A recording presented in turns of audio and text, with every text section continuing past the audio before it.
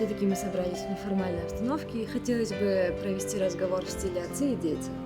Это услышать ваше мнение, ваши советы, то, как вы видите этот мир, на такой доброй, легкой ноте. Такой легкую беседу. Времена жестокие, беседы теплые. Да. Все-таки что-то должно оставаться в этом мире позитивным и добрым. Согласен. Человек вообще должен носить позитив. Человек должен быть приятным, но его делает таким. Не зря же говорят,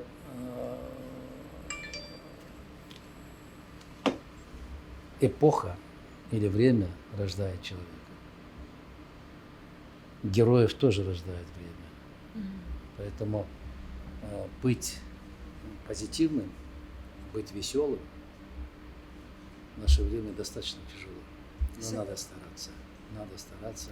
Сохранить в себе человечность. Безусловно, не теряя никаких таких лучших человеческих качеств, как доброта, как сердобольность, как, знаете, иногда смотришь фильм, здесь заплачешь. Это откуда это все? Это внутреннее чувство самого человека. В любом случае в человеке живет нечто такое, которое его делает именно человеком, в отличие от животных.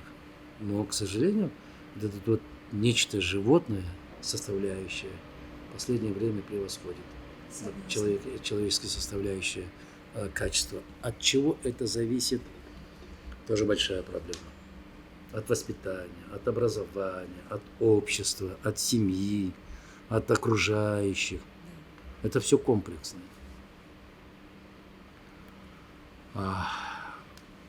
Скажем так, из вот таких мелочей и строится, скажем так, характер человека в последующем. Все мы рождаемся, в принципе, хорошими людьми, конечно, потому что мы только познаем мир, мы не видим никакого зла.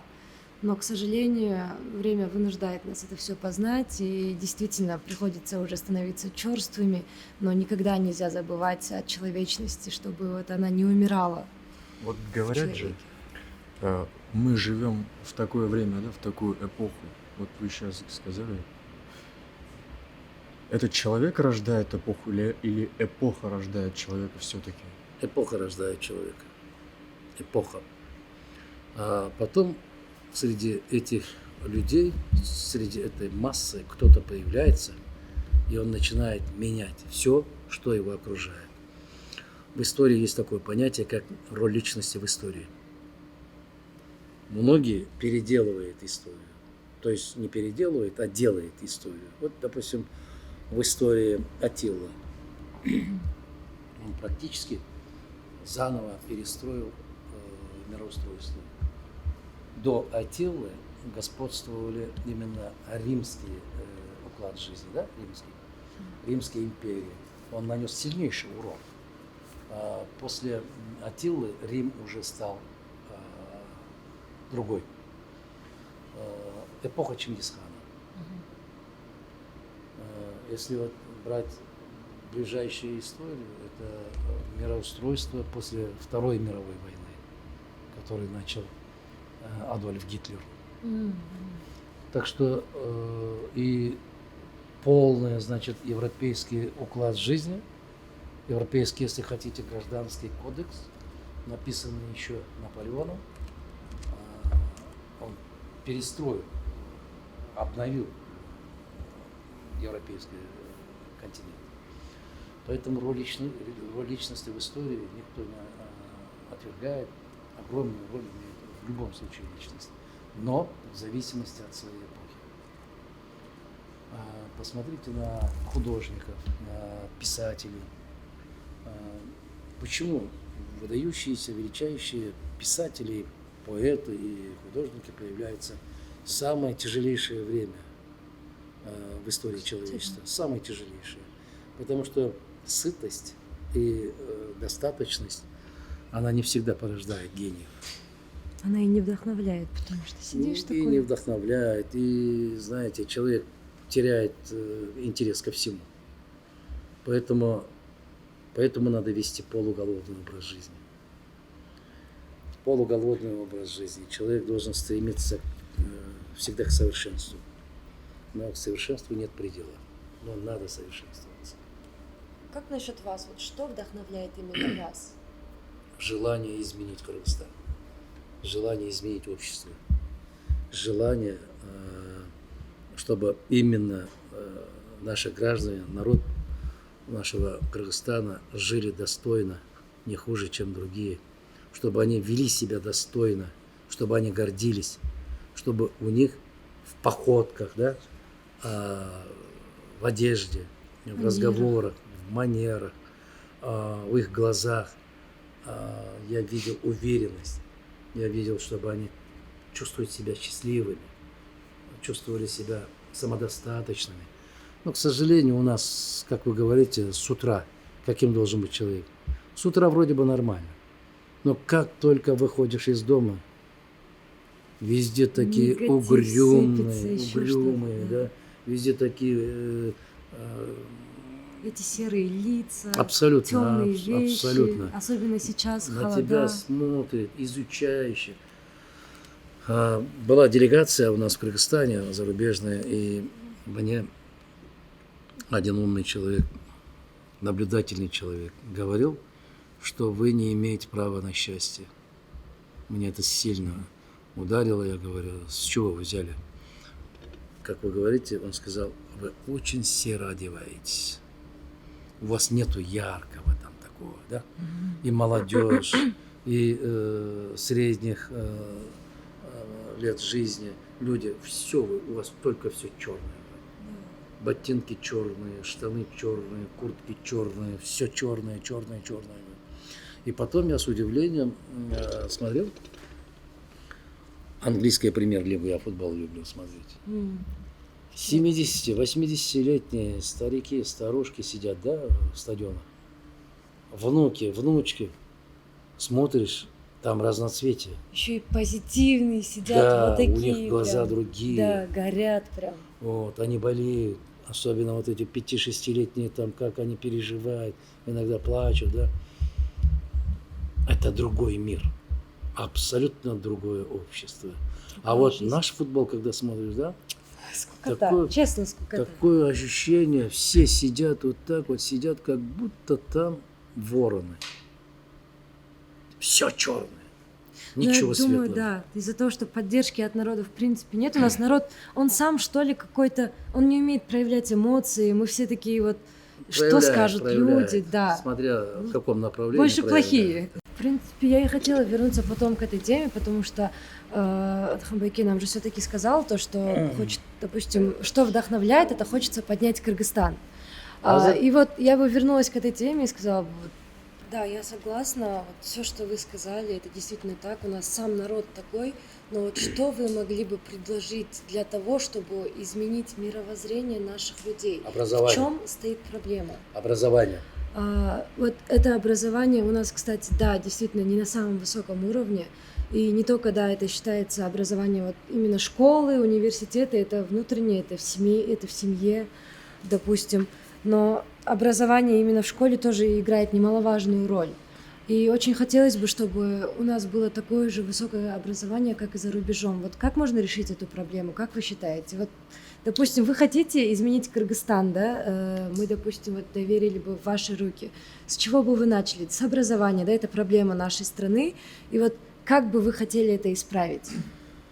Исправить, во-первых, это очень легко. Надо желание. Человек должен гореть. Сравните начало 20-х годов 20 века и начало 20-х годов 21 века. Возможности сегодняшнего мира колоссальны. Чем что было 100 лет тому назад. Согласна. Всеобщий ликбез.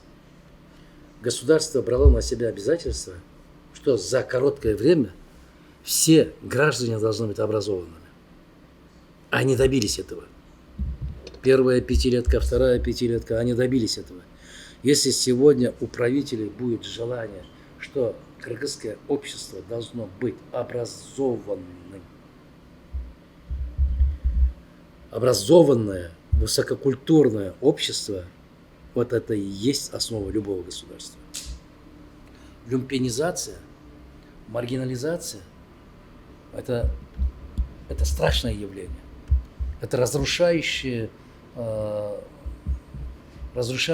силу имеет, чтобы разрушить государство, устои этого государства. Мы как нация, как национальность, как государство, мы теряем все то, на чем стояло наше государство, наше общество.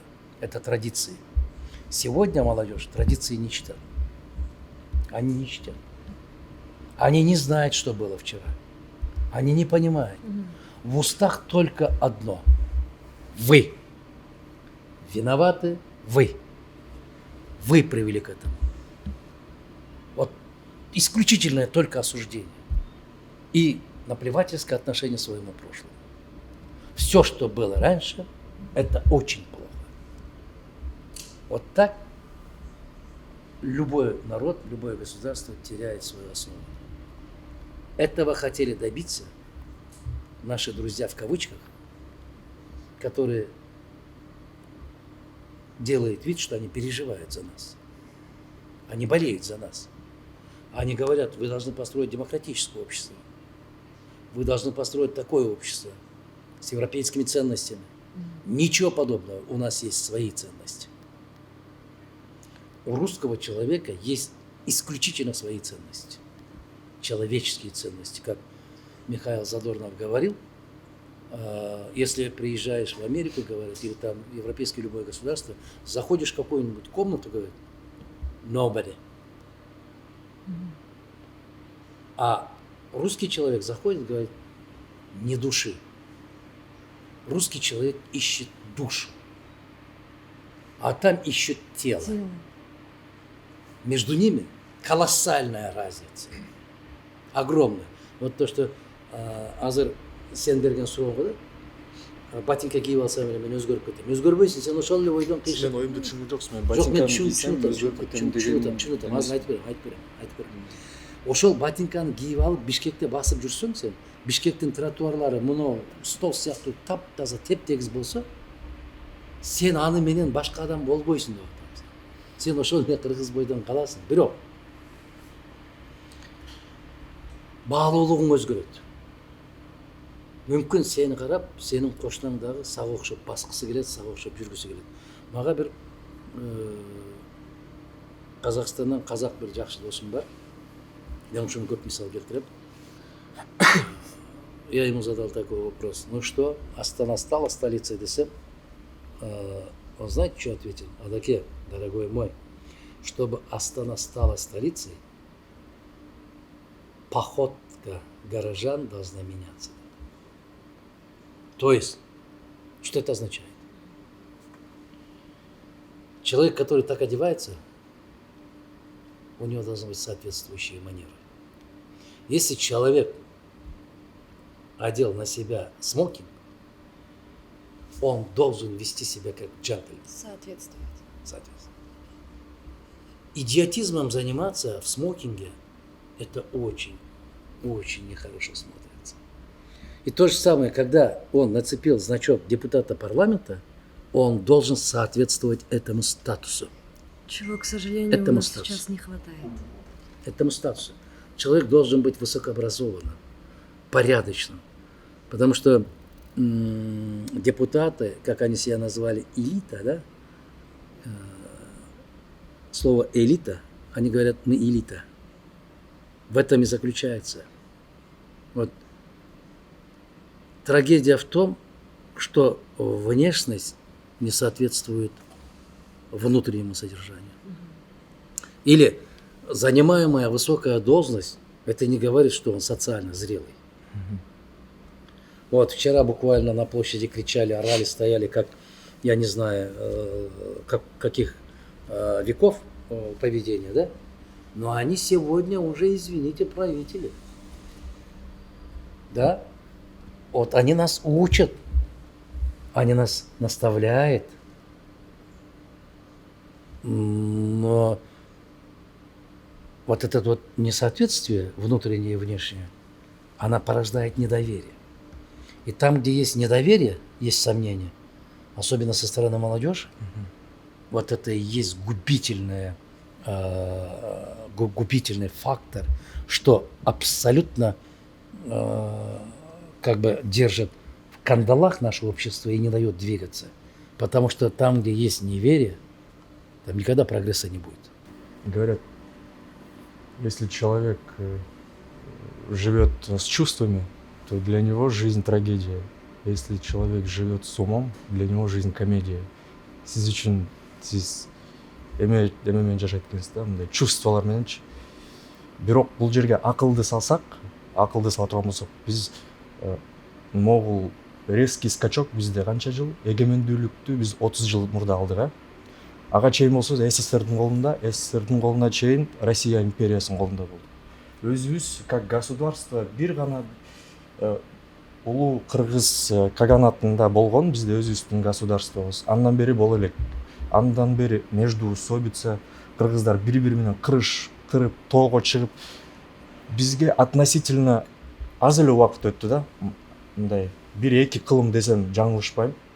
Анткени ошончо эле болду. Вот ошол Америка, сиз айт, Англия, өнүккөн Швеция, алар деген канча деген кылымдардан өтүп, канча деген коомдорду жашап өткөн, да? Биз дагы балким ошол ступенькада тургандырбыз, балким бул убакыт келип кетер убакыттыр. Балким да 100 жылдан кийин адамдын эмеси жашоого караган көз карашы өзгөрөттүр балким. Мындан 100 жыл башта, Кандай деп ойлойсуз ушуну? 150 жыл башта дейсиңерби? Ошол эле силер суктанып аткан Парижде туалет болгон эмес. Ошону айтып атам да. Биздикиндей эле уровеньде болгон. Биздикиндей эмес, кечирип, биздикиндей эмес. Эң жаман нерсе эле биздикиндей деп айтпагыла жигиттер. Биздин ата бабаларыбыз жаратылышка. Алдай сактасын, мен атып айткан жокмун. Айтып атпайсыңбы биздикидей деп? Көрдүңбү? Оюңду бөлүп кеткенде кандай болот экен? Жап-жаш жигит, сен да чыдабай кеттиң. Ой, Кудай сактасын, анткен жокмун. Эми мен элестет. Менин 30 жылдан бери менин оюмду ушундай кылып башка жака бурат.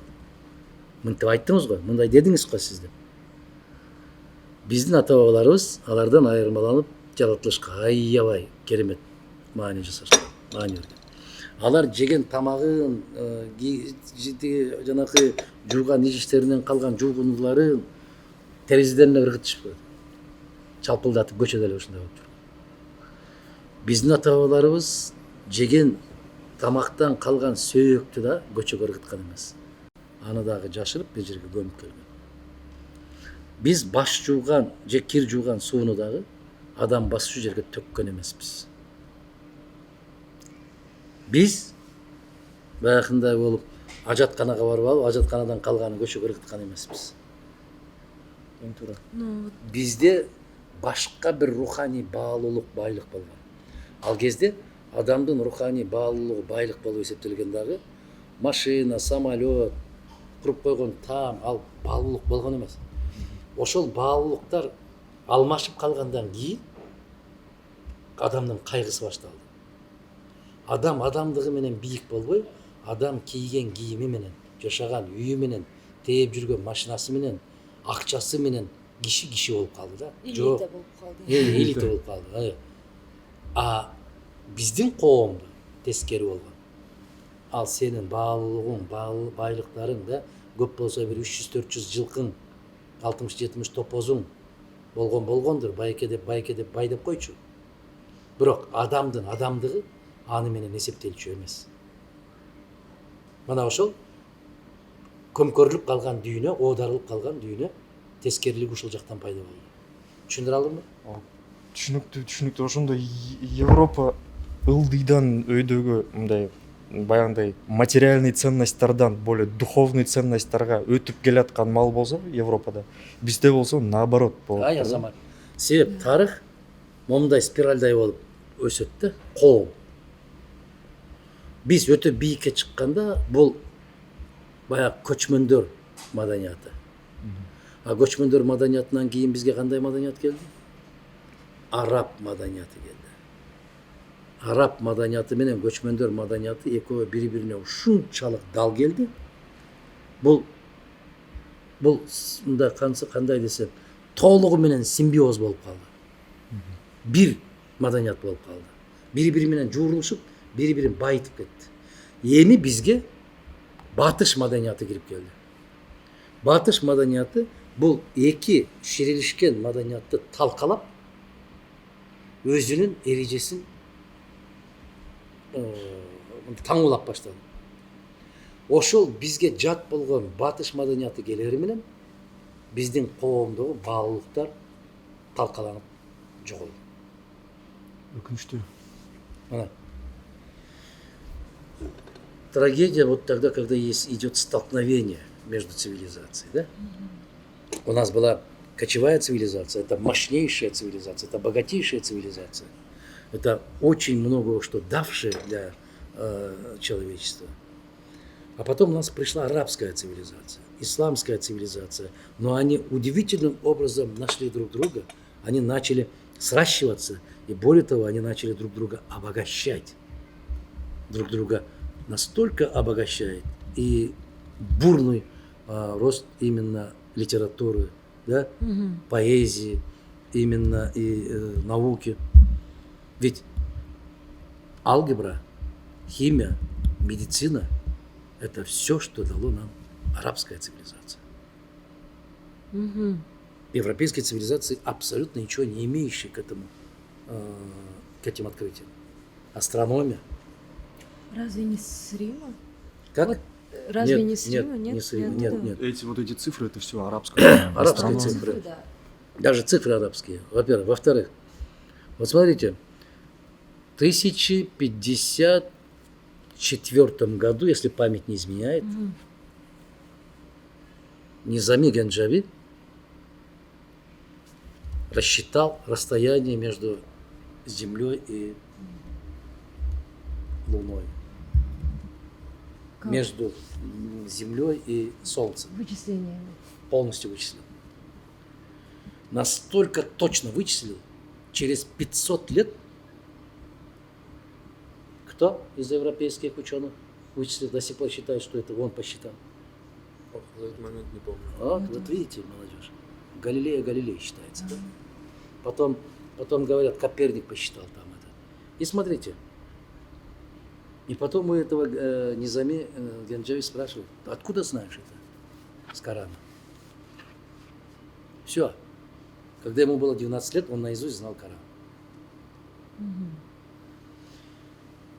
И современная астрономическая карта расположения звезд настолько точно соответствует, что было, скажем, 1400 лет тому назад арабские ученые расставили и нарисовали карту. Чем это объясняется? Это рост, это бурный рост. Потом кыргызское общество, именно объединив кочевую культуру, арабскую культуру, и потом есть внутри большой культуры, есть часть культуры, это славянская культура.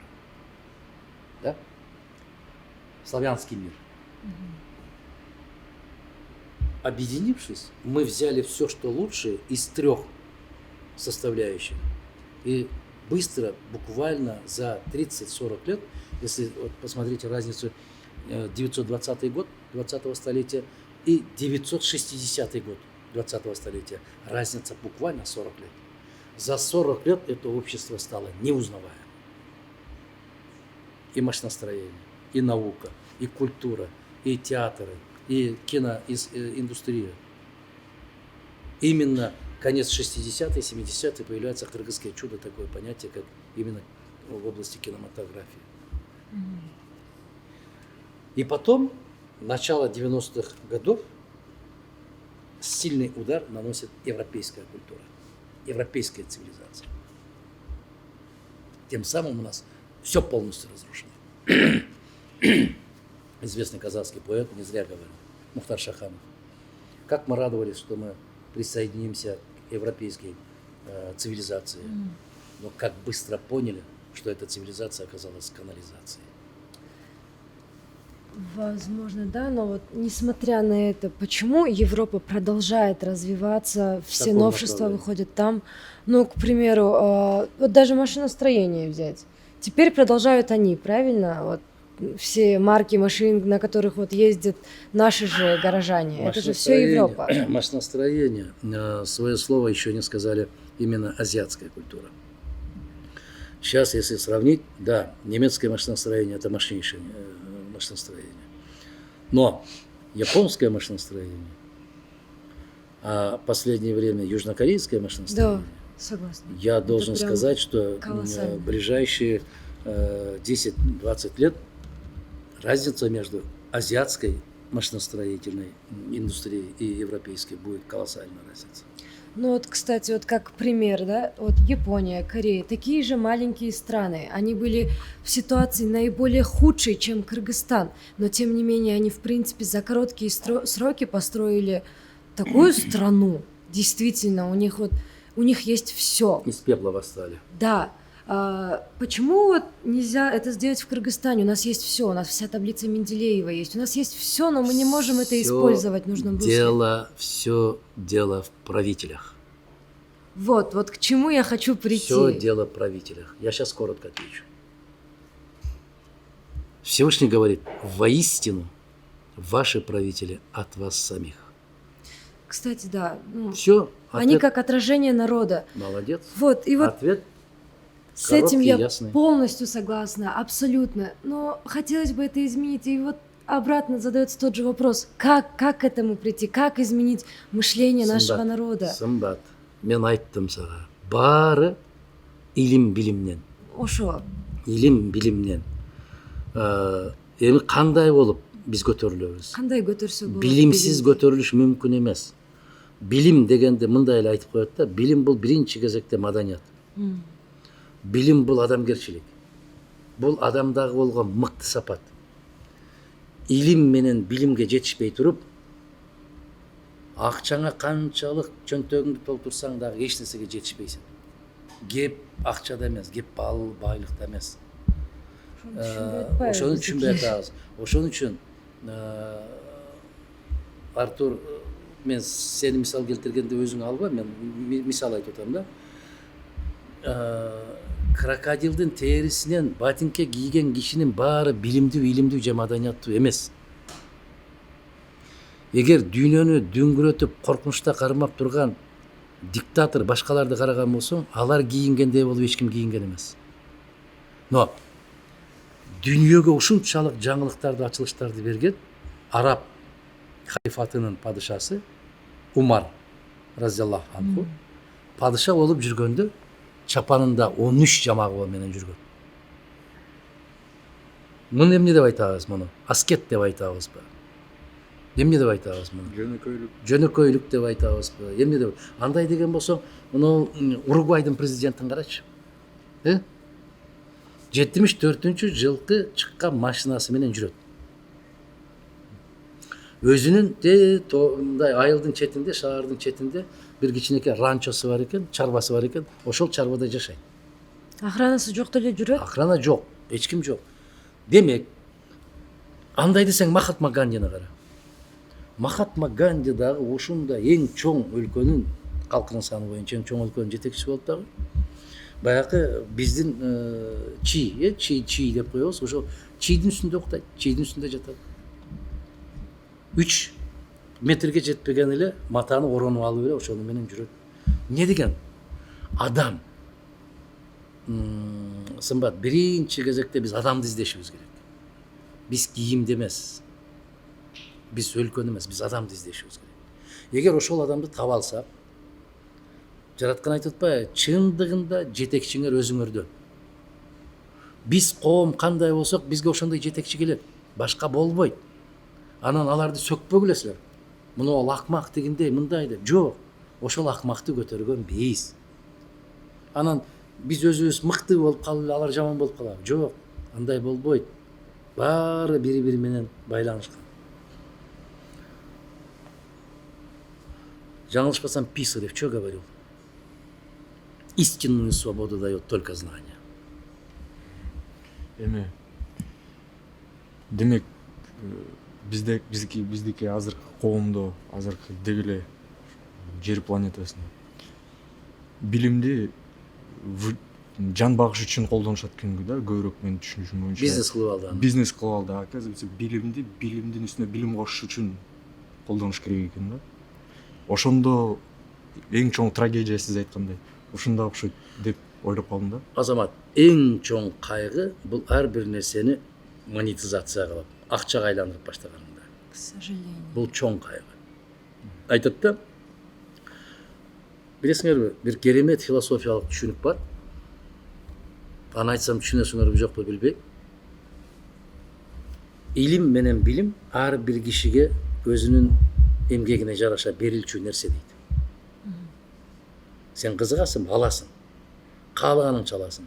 Сен кызыгасыңбы, каалаганыңча аласың. А бирок илим менен билимден дагы бийик турган, кымбат турган билесиңерби эмне бар? Адамдык сапат. Эмне бар? Билим. Сен үчөөнү айт. Эмне бар? Илим менен билимден да кымбат, андан да бийик турган. Человечность. Адамгерчилик. Бул жалпысы. Муну парасат деп коет. Парасат. Парасат. Парасат деген түшүнөсүңөрбү? Түшүнбөйсүңөрбү? Ошон үчүн парасаты жок дейт. Вот и пришли, да? Вот и ответ. Ушул аябай чоң нерсе да. Парасат деген бул сезимталдуулук дейсиңерби? Муну интуиция дейсиңерби? Муну көрөгөчтүк дейсиңерби?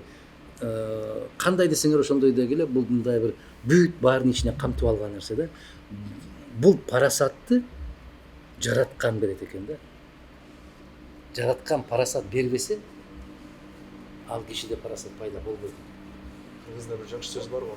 Адамдын нар жагынан болор балалыгынан деген сөздөр бар го. Ошондой. Ошол сыяктуу эле болор бала богунан дегендей эле бешиктеги баланын бек болорун ким билет дейт. Ошол бешикте жатканда эле кээ бир балдарды карап отурсаң, эмне үчүн кыргыздын философиясында балдар 7-8ге чыкканга чейин чоң кишилердин алдына кой берген эмес. Атасына да көп көрсөткөн эмес. Себеп атанын сөзү ок дейт. Атанын сыны, атанын назары сындырып койбосун деп итиятташкан. Бир балдар болот, 1 жаштар, 2 жашар болуп калган кезинде өтө мындай бир сезимтал, өтө сергек, баарын байкап турган, ал кишинин да көзүнө моңдоп карап, бул кишинин да көзүнө карап, баарын билет, сүйлөй албайт. Жаш. Ал парасат менен тааныйт. Акыл менен тааныйт. Анда илим жок, билим жок. А логика это полностью не описывает понятие парасат. Одним словом, да, сложно это объяснить. Парасат это очень ёмкое слово. Там все есть. Да, там все есть. Там и разум, там и природное знание, там, я не знаю, там... Как вы сказали, интуиция. Да, если хотите, там, как на Западе говорят, вундеркинд, да. Откуда вундеркинд? Скажем так, глядеть вперед, человек, который видит больше, это шире. чутье. Это чутье, это подсознательное нечто такое там, ну... Это необъяснимое такое чувство, да, такое. Ошол парасатка билим аркылуу кээ бирки парасатсыз туулган адамдар келе алабы? Жок дегенде жакын боло алабы? Жок. Это, как говорится, дээринде болот, да? Азамат, это к этому. Азамат, дээринде бар дейт да. Дээринде бар деген сөз бул илим билим ала элек кезинде эле тиги чөргөктө дегенди билесиңерби? Чөргөктө деген түшүнүктү билесиңерби? Жок. В пеленках.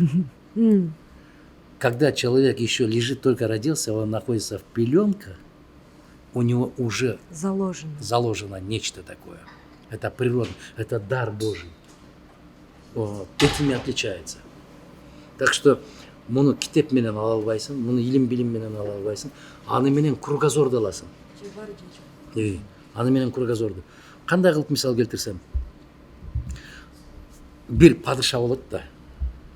Бир падыша болот, ошол түш көрөт экен. Түш көргөндө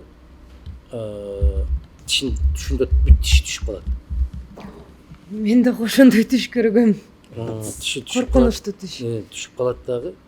Анан ошол падышанын сарайында эң илимдүү, эң билимдүү кошоматчылары дагы бар, акыл кошкон кеңешчилери дагы бар, баары бар. Акылман инсандар бар. Ошолордун баарын чакырып эмне кылат, бирок бирөө да тирүү калбайт, баарын башына алат. Себеп жаман кабар.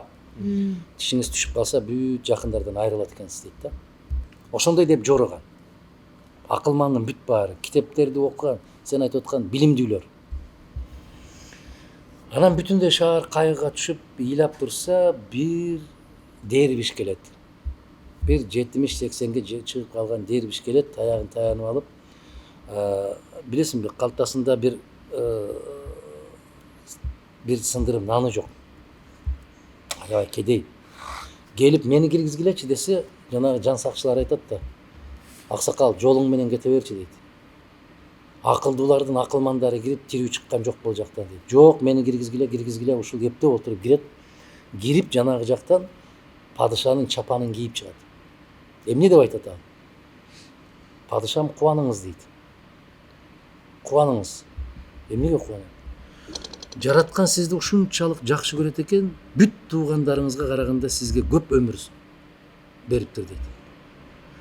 Ал жалган сүйлөдүбү? Жок. Чындыкты жашырдыбы? Жок. Кызылдай чындыкты айттыбы? Айтты. Бул логика менен айтты. Мына ушуну парасат деп коет. Анын билими жок. Ал китеп окуган эмес. Туаса. Бизде ак сөйөк деп коет го. Туаса. Ар жагынан берилген. Бул кирди да падыша суранып атат, жалдырап атат. Менин кеңешчим болуп бер деп. Жок. Алишер Наваи деген акынды билесиңерби? Билбейсиңер. Я знаю, что в Казахстанда улица была. Жок, Алишер Наваи деген биздин ушул Борбордук Азия чөлкөмүндөгү Звезда Востока деп коет. Көрдүңөрбү? Дүйнөлүк адабият маданиятка салым кошкон кишини билбейсиңер. Бардык жерде билет. Шекспирди билбейсиңер. Шекспир Билет. деген билбейт экен. Сону айтып атпаймынбы? Шекспирди билесиңер. Эмнеге? Кемчонтойлук, өксүктүк. Молдо Кылычты билесиңби? Молдо Кылычты. Жок. Уккам. Бирок Молдо Нияздычы. Жок. Билбейм. Байранды билесиң. Байрамды билбейм. Демек Байрам. өксүксүң. Эмнеге? Сен өз керемет философ акындарыңды билбейсиң, башкаларды билесиң. Өксүксүң. Өксүк дегенди билесиң? Жок. кызыктуураак болуп атпайбы просто башкалардыкы? Кызыктуураак эмес, это комплекс неполноценности. Это болезнь. Мен деген мындай. Азыр. Себеп бир эртең бүрсүгүн кыздар менен сүйлөшүп жүрөсүң да, үйлөнөсүң. Албетте. Кыздарга барып калып, Байрон айткан экен. Да? Же Шекспир, чем небосвод прозрачнее и ясней, тем тучи кажутся на нем черней деп айткан экен десең, кызыңдын эси олтуруп калат. Ой, мунун акылын кара деп. А чындыгында пустышка. Ошон демек сиз мени пустышка деп атасызбы ошондо? Кандай түшүнсөң ошондой түшүн. Мен чарчадым түшүндүм. Анан эми мындай кылат. Адам өзүн тааныш керек. Адам өзүн тааныганда ал эркиндикке чыгат. Адам өзүн тааныбаса, адам өзүн билбесе, ал эч качан бактысын сезбейт. Сен жүрөсүң. Атам бул, апам бул, чоң атам. А сен кимсиң өзү? Өзүңдү тааны. Мына япондорду мисал келтирип айтты. Күл болуп калган жерден кайра гүлдөп көтөрүлүп чыккандар. Эмне үчүн? Аларда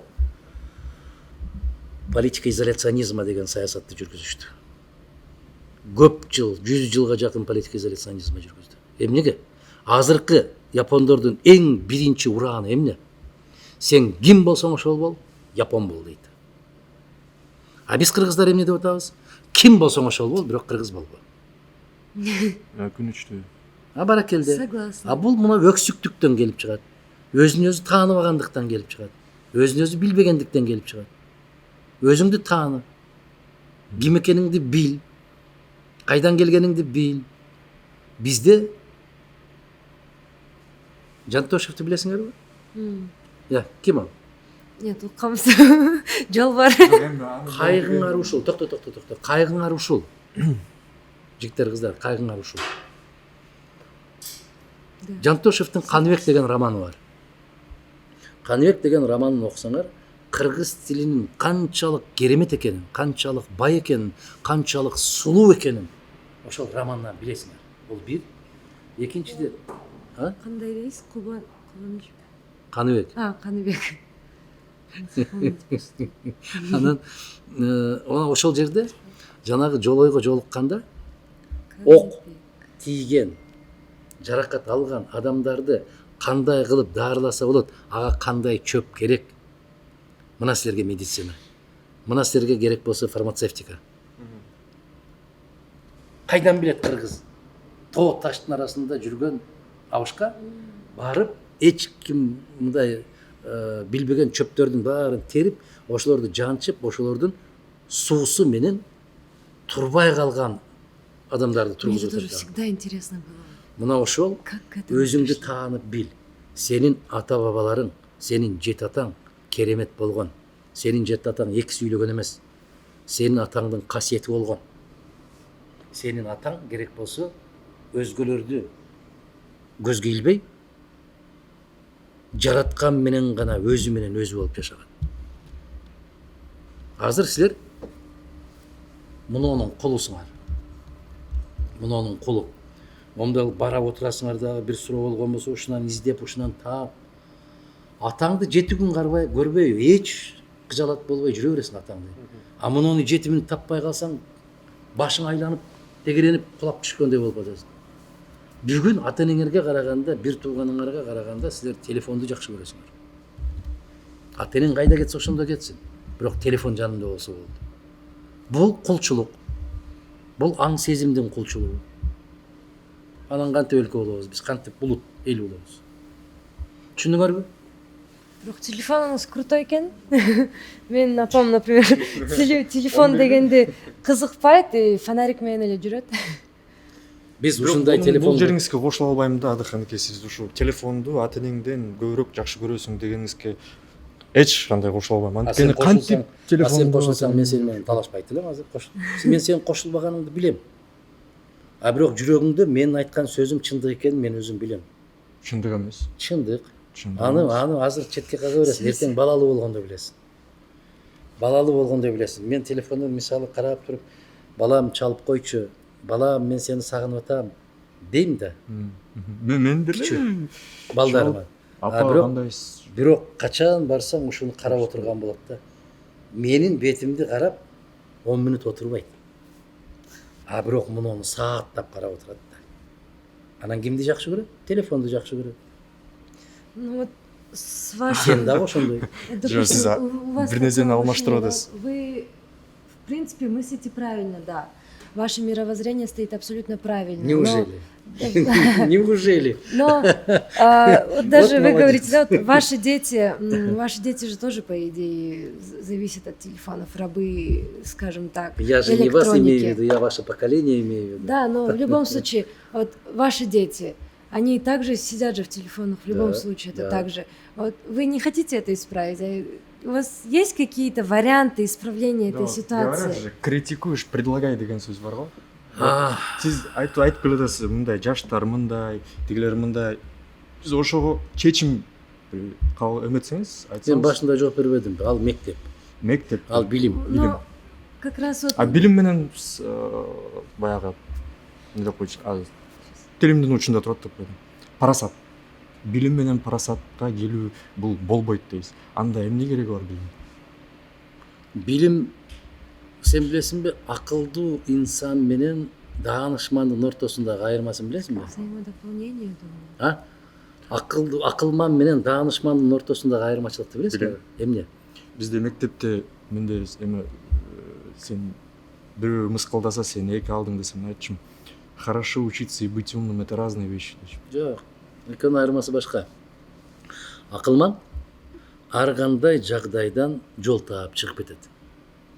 Ар кандай ыңгайсыз жагдайдан жол таап чыгып кетет. Даанышман андай ыңгайсыз жагдайга түшпөйт. Не совершает ошибок тот, кто ничего не делает. деген Нет. сөз бар эмеспи? Нет. Ал Век живи, век учись деген сөз тууралуу. вторая сторона. Вот смотри, кто в истории человечества является первым философом? Не знаю. Первый философ. Сейчас. Тот, кто задумался, зачем он пришел в мир. Не знаю. Сейчас. Сократ? В Нет? истории человечества первым философом считается Фалес Милетский. Есть остров Милет. Это между современной Турцией и Грецией. Вот там, в этом острове, родился этот человек, и он собрал таких же, как вы, человек 20 молодых людей, собрал и открыл первую философскую школу. Первую школу философии. И утром, в один прекрасный день, молодой человек, как ты, подходит и говорит: учитель, я решил жениться. Что посоветуете? Найдите мне 2 ошибки здесь. Я бы так То, не что подошел. он решил? Я бы не пошел и не Ну, спросил. Я задаю вам вопрос. Найдите там 2 ошибки. Во фразе «я решил жениться». Я решил То, что жениться. он решил? Дайте мне совет. Да? Дайте. Если он решил, то зачем ему совет? Молодец. Это первое. Это Абсолютно правильно. логически правильно. Раз решил, зачем ты спрашиваешь совет?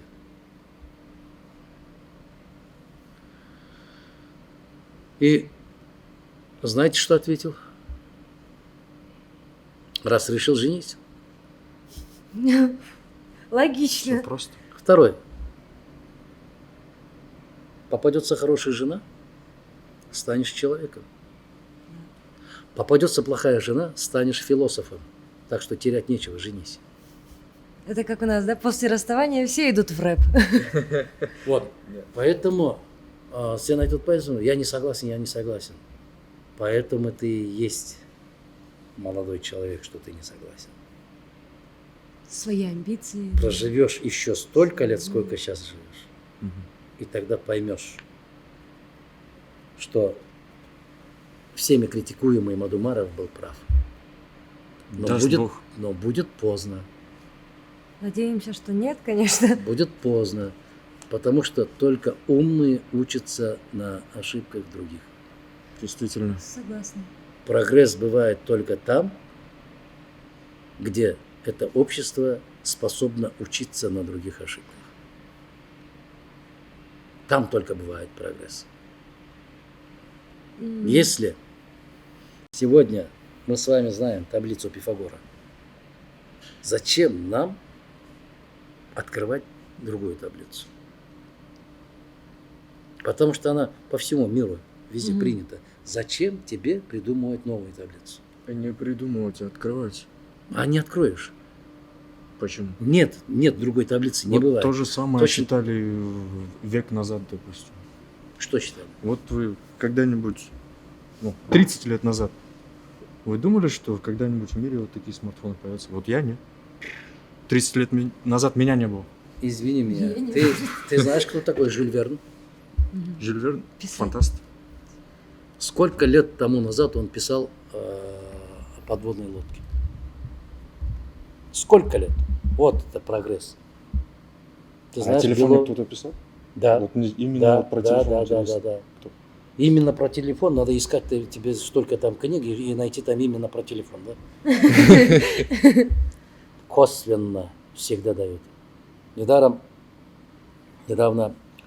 когда Валерия Иман, знаете, кто такая? Зачем я спрашиваю вас? Кого знаешь, этого знаешь. Там. Есть такое, Валерия Порохова была. Она великолепная знаток арабского языка и знаток Корана. Она выступала в Нью-Йорке в академии с лекцией. И один лауреат Нобелевской премии,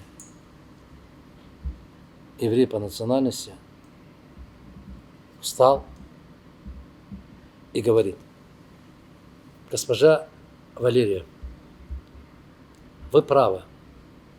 Если б я 17 лет назад начал бы читать Коран, я Нобелевскую премию получил бы 17 лет назад. Он изучал появление эмбриона человека. А в Коране с первого часа все расписано. как будет развиваться эмбрион. До сегодняшнего дня, молодой человек, все, что написано в Коране, раскрыто только 8%. Так что ты думаешь, что новое нечто открываешь. Значит, есть еще 72%. 82%, 92% есть. Ой. Вот видишь, 90%. 92% еще загадка. Не очень. Не очень. Но вот, тем не менее вы считаете себя выдающимися людьми. Вот поэтому У нас же не только говорят, ты. не придумаю, а открываю. Вот ученый, ни один ученый не говорит, вот я это сделал, создал. Он говорит, я открываю. Открывает. Вот Открывает. поэтому таблица Менделеева. Менделееву что? Приснился, да? Ругаться К будем. теме школы, вот, допустим, закроем хотя бы этим, к теме школы. Ведь сейчас народу настолько трудно получить образование. Вот есть те, кто просто элементарно не могут оплатить себе учебу, чтобы получить это образование. Нет времени, потому что они собирают коробки на базарах, да? Я не согласен. Но в любом случае, как бы нам поднять Я это не образование? Что Все бы вы вложили? выдающиеся ученые нигде не учились. Нигде не учились. Давайте возьмем Абу Али ибн Сино. Знаем такого? Знаем. Медицину развивал. Не развивал, он основоположник. Основоположник. Вот. Где он учился? В Гарварде? Или в Массачусетском технологическом институте? Или МГУ закончил? Где он закончил? Нигде не учился. А где он учился? В библиотеке. Как? Он небогатый человек, мальчик, он жаждал знаний. Он собирал себе хлеб, пропитание, провизию определенную, воду. И утром заходил в библиотеку государственную. И под вечер, когда библиотека закрывалась, он прятался. Эту историю я слышала. У него денег не было, чтобы зайти и учиться. Прятался, как только двери закрываются, значит, он какую-то там лампу с собой взял. И при свете лампы изучал, получал образование. Вот то, что вы сейчас говорите, нету того, нету этого, нету пятого, десятого, это все вранье, я категорически не верю этому. Но вам надо выйти. Нажимаете на одну кнопку, все у вас там в интернете есть. На все вопросы ответы. Но не У у вас всех есть нету интернет. желания. У вас нету желания. Мы в свое время учились всего максимум 3 месяца. 3 месяца. 1 сентября открывается школа. 5 сентября нас забирают на сбор табака. В конце сентября нас забирают на хлопок. Мы оттуда возвращаемся в декабре, пока план не выполнен. Теперь с января это значит сахман, потом парник. Мы готовим саженцы табака. Потом табак сажаем. Все, сельхозработаем. И после школы, июнь месяц, мы идем на сенокос. Ну, это после школы, видите? 3 месяца учились максимум. Городские учились 9 месяцев. Зато мы во всех олимпиадах мы выигрывали первые места. Я закончил сельскую школу, поехал Калинин, сейчас Тверь, государственный университет, один из 7 ведущих университетов Советского Союза. И я поступил, и учился, и закончил этот университет. Что я хочу сказать? Какое образование получишь, это от себя зависит. Ну, вот какое От образование самого человека. получат те дети, которым приходится работать на семью, собирать коробки? Сегодня дети ничем не занимаются, не учат. И учителя не учат, и дети не учатся. Это состояние общества. Те, кто